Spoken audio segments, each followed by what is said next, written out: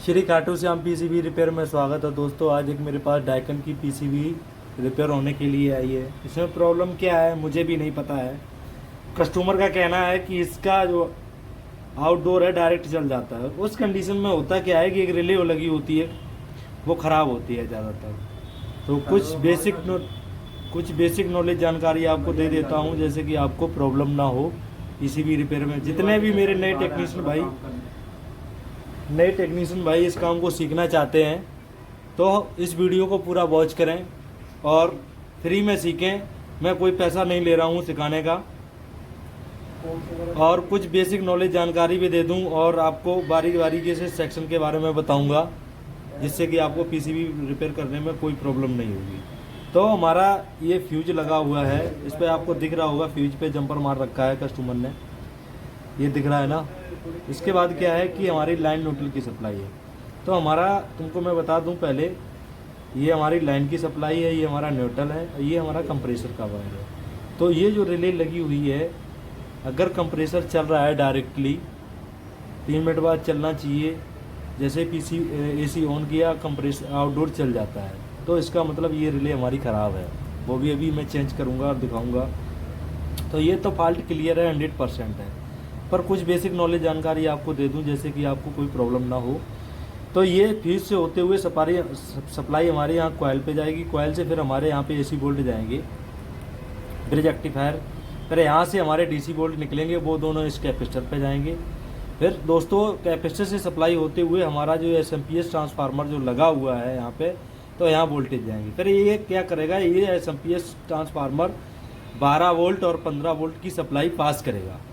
तो क्योंकि इसमें डीसी मोटर है इसलिए 15 वोल्ट सप्लाई यहाँ पे मिलेगी और 12 वोल्ट की सप्लाई हमारी इस सेक्शन को मिलेगी। तो 12 वोल्ट से होता क्या है कि 12 वोल्ट के लिए हमारे यहाँ पे एक 7805 रेगुलेटर आईसी लगाई गई है, ये जैसे मैं दिखा रहा हूँ आपको। तो इसमें होगा क्या कि 12 वोल्ट इन होंगे, 5 वोल्ट आउट करेगा, जिससे कि 5 वोल्ट का सर्किट हमारा काम करेगा। तो कुछ बेसिक नॉलेज जानकारी मैंने दे दी है। अगर आपके 5 वोल्ट नहीं बन रहे हैं तो उस कंडीशन में आप 7805 पे वोल्टेज चेक करो बन रहे हैं कि नहीं बन रहे। अगर यहाँ पर कोई प्रॉब्लम आ रही है तो आपको यहाँ पे ये 7805 जो ऐसी है वो चेक करनी पड़ेगी। तो होता क्या है दोस्तों, तो फिर यही इसमें प्रॉब्लम आती है। उसके बाद यहाँ से जो 15 वोल्ट की सप्लाई आती है, वो 15 वोल्ट हमारे यहाँ पे एक 7805 जो ऐसी लगी है, ये मैं जैसे आपको दिखा रहा हूँ, यहाँ से सप्लाई हमारे यहाँ पे आएगी डीसी मोटर के लिए। तो ये तो कुछ बेसिक नॉलेज जानकारी मैंने आपको दी है। अब लाइन न्यूट्रल की सप्लाई देके हम आपको वोल्टेज प्रॉपर चेक कराते हैं, जिससे कि आपको पता चल जाए कि इसमें कहाँ पे कितने वोल्टेज मिलते हैं। बारी बारी से हम आपको वोल्टेज चेक कराएंगे। तो ये मैं बोर्ड को पलट देता हूँ। अभी इसमें पीसीबी पे काम भी हो चुका है, जैसा आपको दिख रहा होगा। तो हम सबसे पहले यहाँ पे लाइन न्यूट्रल की सप्लाई देके हम वोल्टेज चेक कराएंगे आपको। तो वीडियो में बने रहो। तो दोस्तों मैं अब आपको लाइन न्यूट्रल की सप्लाई दे दी है, जैसा आपको दिख रहा है।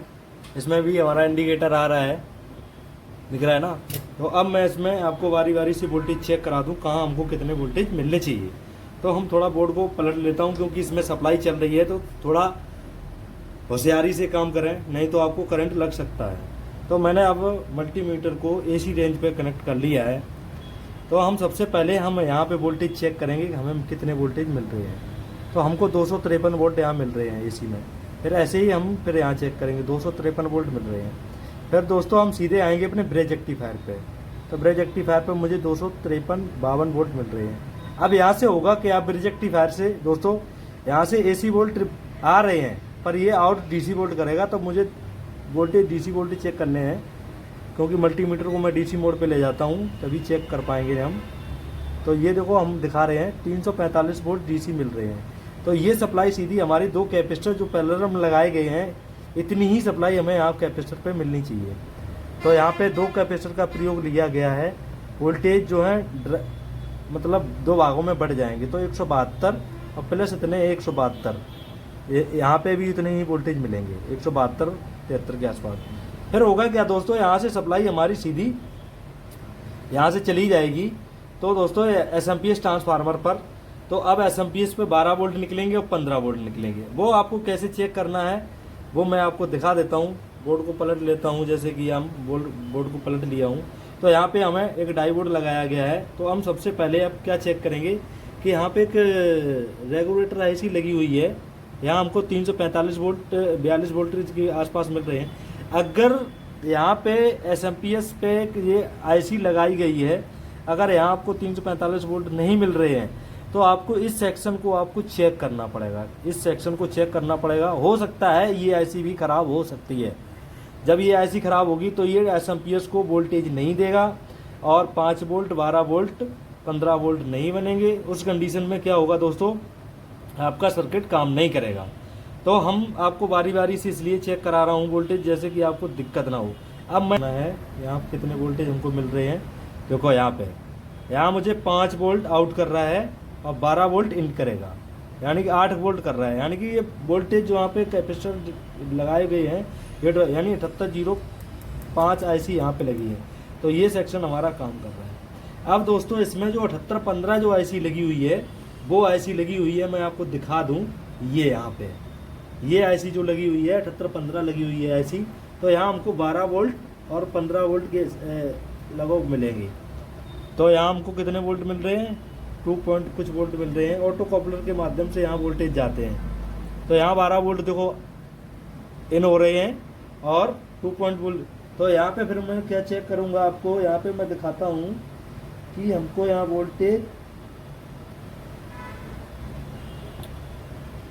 क्योंकि पीसीबी हमारी एरर दे रही है इसलिए थोड़ा इसको स्टॉप कर देता हूँ। स्टॉप करने के बाद ऑन करूँगा तो हमको यहाँ पे वोल्टेज मिलने चाहिए 346 वोल्ट, जैसा मैं आपको दिखा रहा हूँ कनेक्टर पे। इसके बाद मुझे यहाँ पर वोल्टेज मिलने चाहिए 15। तो यहाँ पे 15 14.56 यानी कि 15 वोल्ट हमको मिल रहे हैं। तो 15 वोल्ट मिल रहे हैं। उसके बाद ग्राउंड से ही हम चेक करेंगे तो यहाँ पे भी मुझको 3.3, क्योंकि मोटर को चलाने के लिए। इसके बाद यहाँ पे भी मेरे को वोल्टेज 14 मिलेंगे, क्योंकि ये सेक्शन जो है ना हमारा ओके है। अब प्रॉब्लम क्या है, मैंने आपको बारी बारी से इसलिए बताया है, जैसे कि आपके पास इस कंडीशन में पीसीबी रिपेयर हो जाए तो आपको प्रॉपर पता होना चाहिए कि वोल्टेज कहाँ कितने हैं। तो आप वीडियो को पूरा वॉच करो, तभी आपको समझ में आएगा कि इसमें प्रॉब्लम क्या है। अगर सीखना चाहते हो तो मैं फ्री में सिखा रहा हूँ। मैंने आपको ऑलरेडी पहले ही बता रखा है कि इसमें कंप्रेसर सप्लाई पहले दे रहा है, क्योंकि मोटर लगने के बाद ही सप्लाई कंप्रेसर को देनी चाहिए। पर यहाँ पे थोड़ा उल्टा हो रहा है। मैं आपको जैसा दिखा दूँ, मैं एसी मोड पे ले जाके इस पर तो मैं दिखा देता हूँ कि यहाँ पे सप्लाई जो है ना, कि जैसे ही हमारी पीसीबी ऑन होती है वैसे ही सप्लाई यहाँ दे देता है। तो यहाँ पे देखो तो दिखा रहा 247 वोल्ट। ऐसा नहीं होना चाहिए, ऐसा नहीं होना चाहिए। उस कंडीशन में आपको करना क्या है, ये हमारी जो रिले है ये ख़राब है, इसको मैं चेंज करूँगा और आपको दिखाऊँगा कि इसमें प्रॉब्लम क्या थी। तो इस कंडीशन में आप ये रिले चेंज कर दो, उसके बाद सप्लाई नहीं निकलेगी।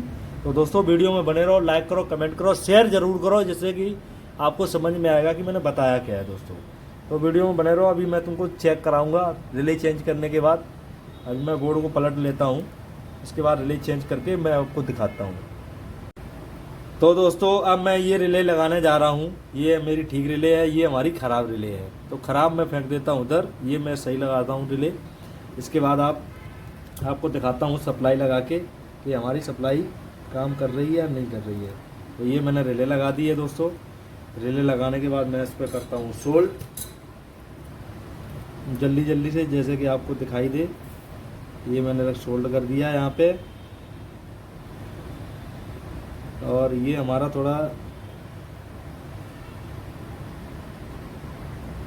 क्योंकि अगर कुछ सीखना है, मैं फ्री में सिखा रहा हूँ, कोई पैसे नहीं ले रहा हूँ, तो आप वीडियो को पूरा वॉच करो तभी आपको समझ में आएगा। क्योंकि मैं प्रॉपर फॉल्ट के बारे में बताता हूँ, इधर उधर नहीं घुमाता हूँ, जैसे कि आपको कोई दिक्कत हो। तो दोस्तों मेरी रिले लग चुकी है, जैसा मैंने आपको दिखाया।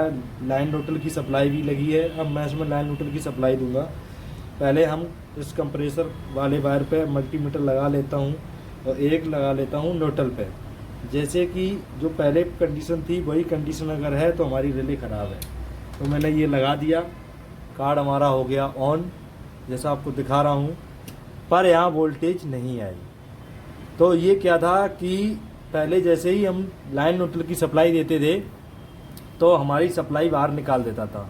तो उस कंडीशन में हमारी ये रिले ख़राब थी। ये हमारी ख़राब रिले मेरे हाथ में है। मैंने सही रिले लगा दी है, पीसीबी हमारी वर्क में आ गई है। अगर वीडियो अच्छा लगा हो तो मेरे चैनल को लाइक कमेंट शेयर ज़रूर करें, चैनल को सब्सक्राइब ज़रूर करें, जो कि आने वाले समय में जो भी वीडियो मैं अपलोड करूं वो नोटिफिकेशन के माध्यम से आपके पास सबसे पहले पहुंच जाए, आप उसको वीडियो को देख सकते हो। कमेंट ज़रूर करें। तो आज के लिए बस इतना ही। श्री खाटू श्याम पीसीबी रिपेयर में आपका स्वागत है दोस्तों। धन्यवाद। मिलते हैं नेक्स्ट वीडियो में अगले दिन।